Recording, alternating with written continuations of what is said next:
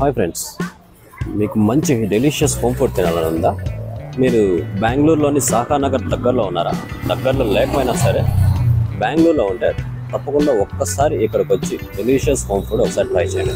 ఇక్కడ చాలా ఎక్కువ ఐటమ్స్ అంటూ ఏముండదు, జస్ట్ ఇడ్లీ మాత్రం.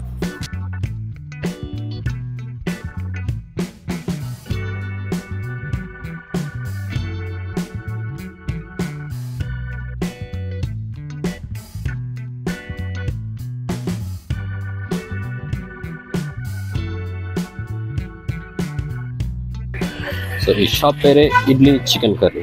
చూడడానికి చాలా చిన్నది, కానీ టేస్ట్ మాత్రం అదిరిపోతుంది. స్మాల్ సైజ్ ఇడ్లీ, కట్టే ఇడ్లీ, కొంచెం పెద్ద సైజ్ ఇడ్లీ, గీ, పొడి, చట్నీ, ఫైనల్గా చికెన్ కర్రీ. ఓన్లీ 4 ఐటమ్స్ మాత్రమే ఇక్కడ ఉంటాయి. సో మీరు తప్పకుండా ఇక్కడికి వచ్చి ట్రై చేయండి. ఒక ప్లేట్ ఇడ్లీ చికెన్ కర్రీలో 3 ఇడ్లీలు, 2 పీసెస్ ఆఫ్ చికెన్ కర్రీ ఉంటుంది. సో మీరు చూడొచ్చు 3 ఇడ్లీస్. సో మీరు చికెన్ కర్రీ అలా నీళ్ళగా కాకుండా అలా థిక్గా కాకుండా వాటి రెండింటికి మధ్యలో కొంచెం పల్చగా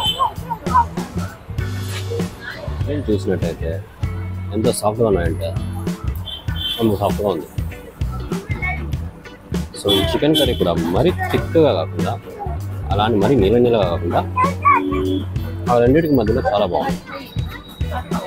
so hot idli, hot chicken కర్రీతో మీరు వచ్చి ఎంజాయ్ చేయండి.